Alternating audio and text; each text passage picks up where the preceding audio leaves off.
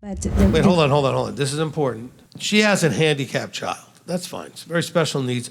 The most awesome, loving little guy you ever had. And I can't call him a guy. He's getting older and older now. But the thing is, you as a parent, Janet, but all of you, with your children, I don't care how handicapped or not handicapped they are, you need to push to see what they can and can't do. Okay? Don't just assume.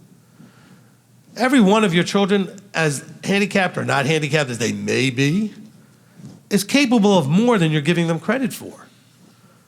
Challenge them and figure out what they can do. It may be they're too young for something, so wait and challenge them again then a year later or 2 years later, whatever, and give them another shot. But you, even with Matteo, challenge him, and he will love that he's being challenged. He will love that you're letting him try things that you didn't normally let him do. And he gets excited about that stuff.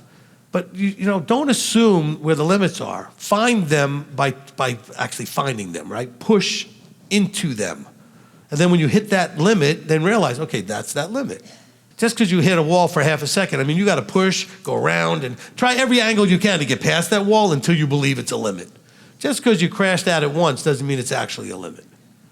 But really, you got to probe and find out if something actually is. And with your handicapped children especially, they are going to have to be around at some point when you're not around. How are you preparing them for that? The best thing is to prepare them to do everything that they can by figuring out what they actually can do. And I promise you, it's more than you think.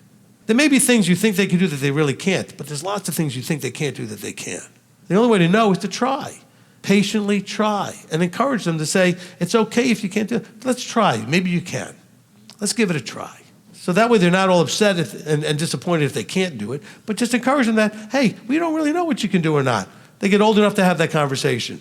Let's go ahead and try this. Let's see if you can do this, okay? Because maybe you can, and wouldn't that be cool if you could do that? Wouldn't that be great, you know? And they'll get excited about, yeah, that would be great if I could do that. All right, if I could do my own laundry or tie my own shoes or whatever it is that may be a challenge for the handicapped child, let's see what they can do. Push them.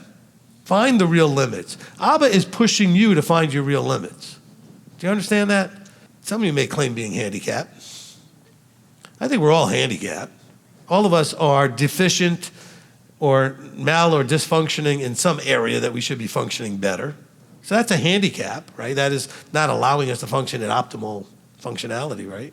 But yet at the same time, he pushes us. So do that with everybody in your life.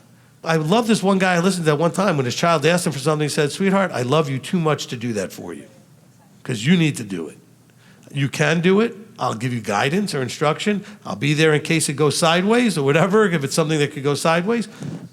But I'm not doing it for you because that would not be loving you properly. I'll be taking away the opportunity for you to grow, you to learn, you to develop.